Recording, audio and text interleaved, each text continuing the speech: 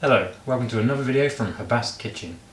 Today I'm going to show you how to make a Mexican 3-bean chili.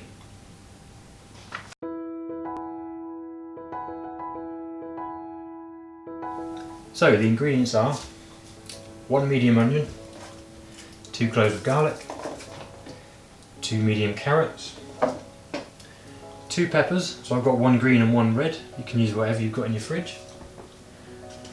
About 250 grams of mushrooms. I'm using close cut mushrooms, but you can use, again, whatever you've got in your fridge. Chestnut mushrooms, button mushrooms.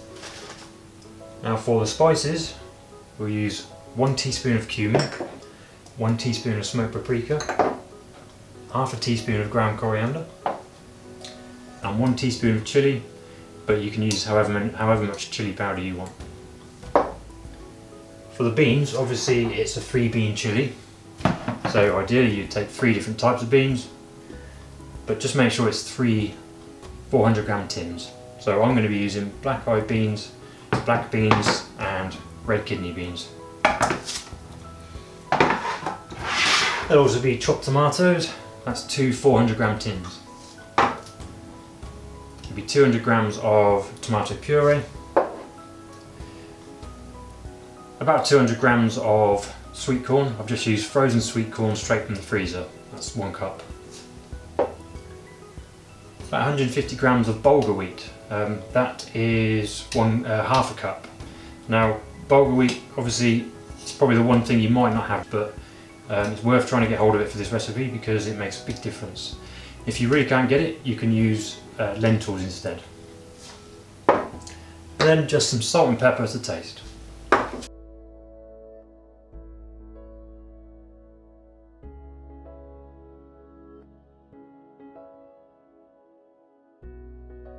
So there are basically 3 stages to this recipe. Stage 1 is to chop all the vegetables. Stage 2 is to then saute the vegetables with the spices. And stage 3 is to add the rest of the ingredients and simmer for about 50 minutes. So to get started, I'm going to need a chopping board. Now this is the sort of recipe that you might need 2 chopping boards for, because there's so many vegetables. So the chopping board, get the bin. So to chop the onions, just needs to be all roughly chopped.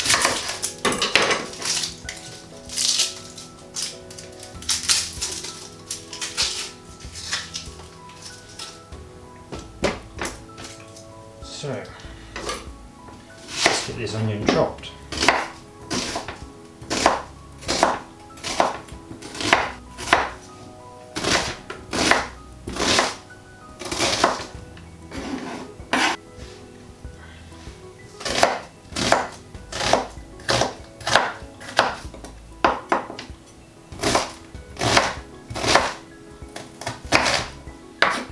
Okay.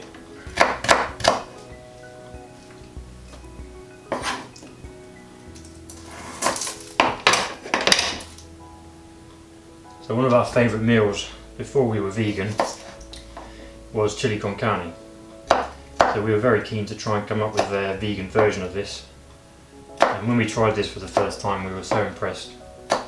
We loved it, and it's been a weekly meal for us ever since.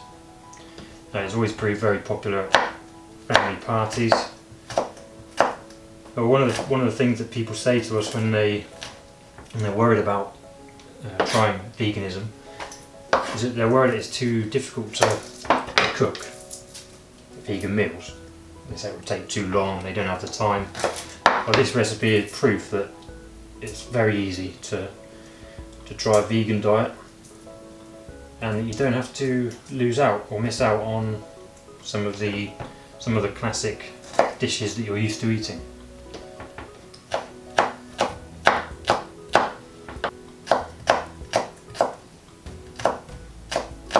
Right, that's the onions and garlic done, onto the peppers.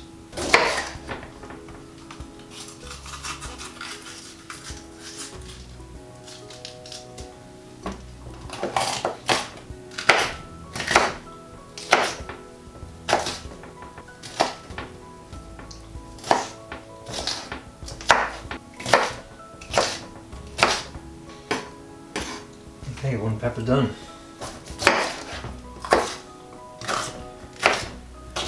So as I said, whichever peppers you've got in your fridge, that'd be fine. Just make sure it's 2 peppers. You could also add, if you like it a little bit more spicy, if you've got particular chili that you like, chili pepper, then feel free to add that as well. Just finely chop it and put it in. What I usually do is, because Laura, my girlfriend, doesn't like spicy chilies, I make it just a relatively low spice level, and then I always serve with some chili flakes on the side, so whoever's eating with us can just add the chili flakes as they go and adjust the spice level to their liking. So onto my second chopping board now. So peel the carrots first. These are already washed, by the way.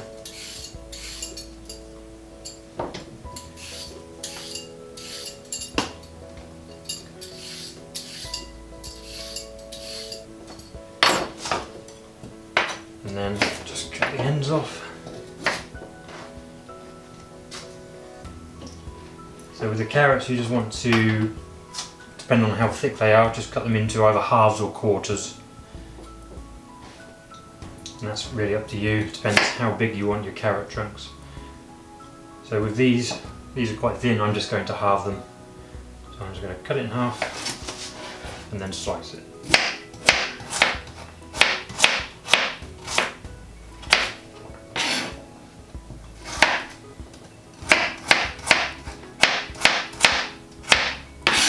And the same with the second one.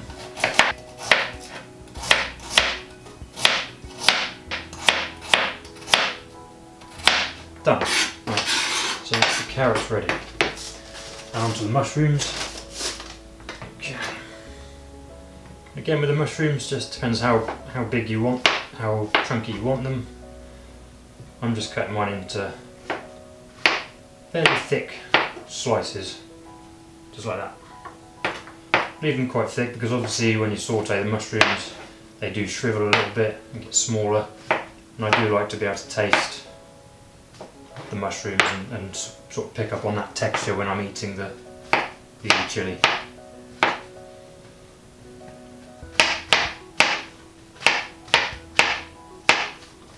Okay, and with that, that's the vegetables ready. So what I'm then going to do is push all that back a little bit. Finish with that. So what I'm then going to do is prepare the stock pot. So I've got my stove, got my stock pot, and I'm just going to add 2 tablespoons of coconut oil to that stock pot. Use whichever oil you have available in your kitchen, olive oil, vegetable oil, sunflower oil. Just give it a good 2 tablespoons because there's a lot of vegetables to saute. So let's get that on the stove. Let's actually move all of this. Now a slight rearrange. Bring the stove central. Let's get the stove lit.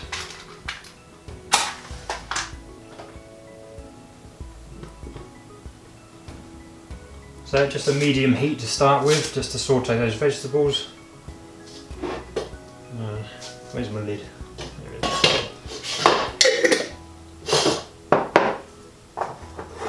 So just initially just going to melt that coconut oil. And when that's all melted, I'll add all of the vegetables in one go.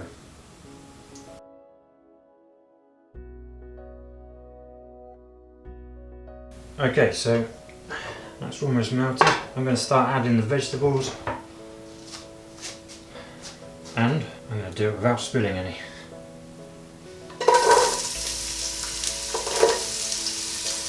So literally everything in one go.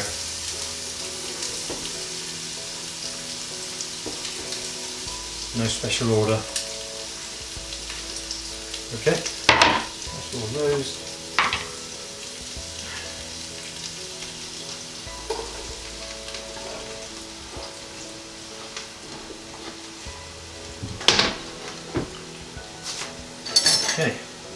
So as soon as they're in there, just get stirring, just move them around the pot so they all get coated in oil. That way they'll saute a little bit quicker. So once they have a nice coating of oil, time to add the spices. So I need my teaspoon. So we go with 1 teaspoon of cumin, 1 teaspoon of smoked paprika,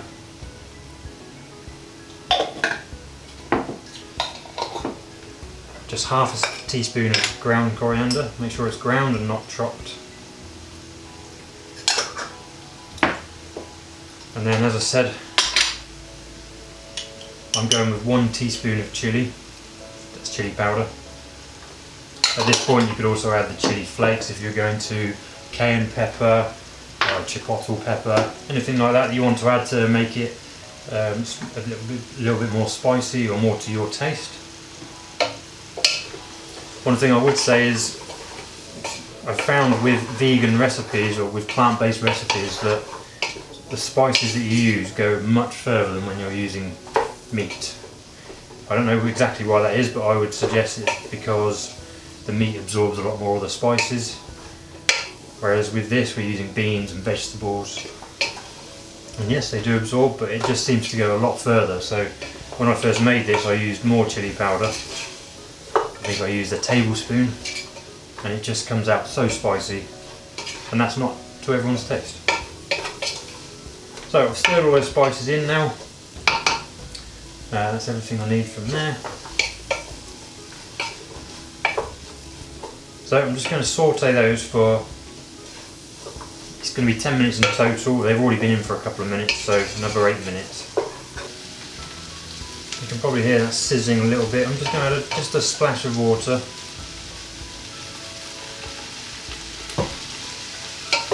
Just so that the vegetables don't stick to each other or to the pot. Okay, so the other thing to do while they're sauteing is to drain and rinse the 3 tins of beans.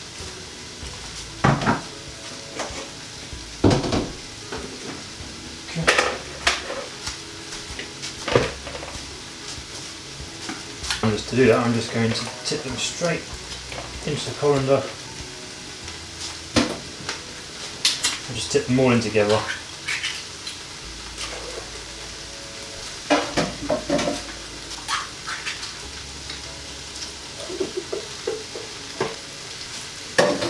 So some of the other beans worth considering, which you can also get in a tin, are cannellini beans, which are obviously they're more Italian, but there's pinto beans as well.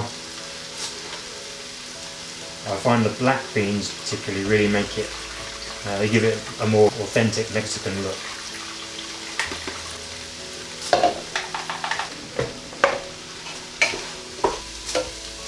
So once the vegetables are all sauteed for about 10 minutes, you can then start to add the beans and the tomatoes. So my beans are ready, drained, they can just go straight in.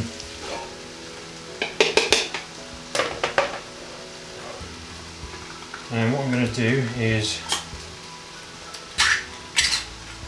add the tomatoes straight from the tin. I'm going to keep the tins.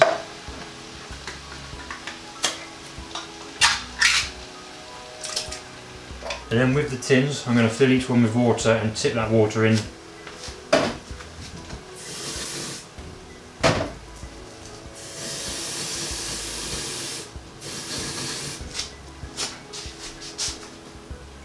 So I'm adding the water. So this whole jar, which is 200 grams of tomato puree, straight in there, thicken it up nicely.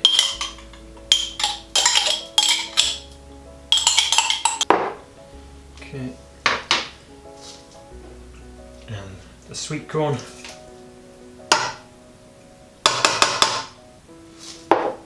Give that a quick stir.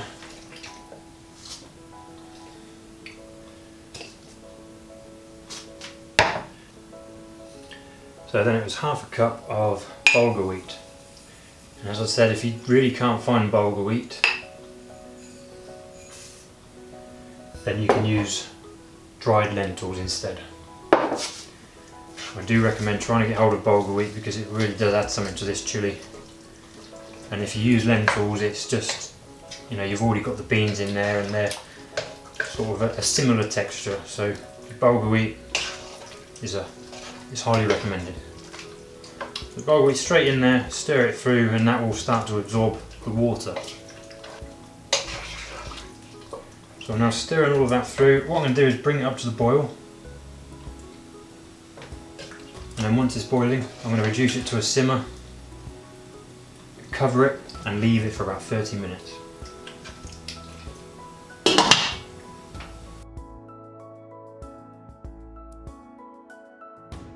So that's been about 30 minutes. That's nicely simmered. So all I'm going to do is give it a quick stir.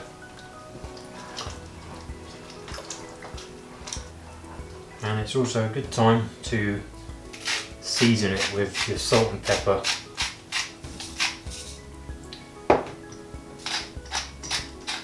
Give it a good amount of pepper.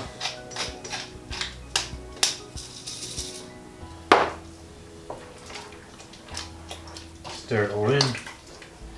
So I can see at this point that the bulgur wheat has already started to bulk up and add a real thickness to this chilli. So I'm now going to leave it to simmer uncovered for a further 20 minutes or so. Leaving it uncovered will just allow some of that moisture to escape and it will thicken up that little bit more.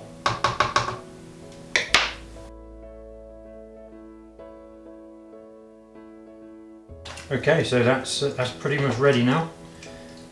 It's been a further 20 minutes, it's uncovered, it's nice and thick, you can see there.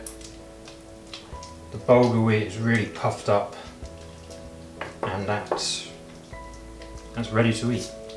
So at this point it's worth just taking it off the heat and then start to prepare, if you're eating it straight away, start to prepare some rice or tortillas, anything you're eating it with. This is a really good recipe to use for meal prep. The 10 servings of this will easily last you a week. You can make it on the Sunday and that will give you dinner all week. And it doesn't have to be repetitive either. You could try it with jacket potatoes, you can try it with rice, you can try it with pasta, you could even try it with tortilla wraps, use it in a burrito, anything you like. So what I'm going to do, we're going to actually eat 2 of the servings now, 1 each, and then so the remainder of it I will put into some tubs. So I'm just going to put it in some tubs and put it straight in the freezer.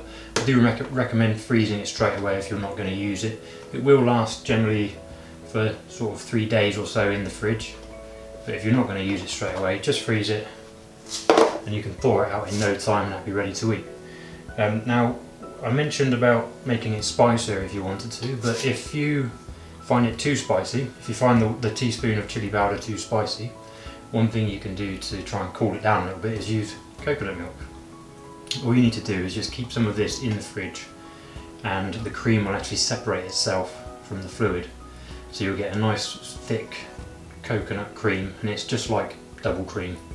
You can just add that to your serving, mix it in a little bit and that will just cool it down nicely. You do need to make sure it's the full fat coconut milk, not the light coconut milk.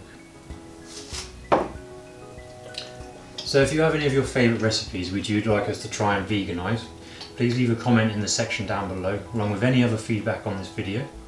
Also please remember to like and subscribe. Thank you very much for watching and we'll see you in another video.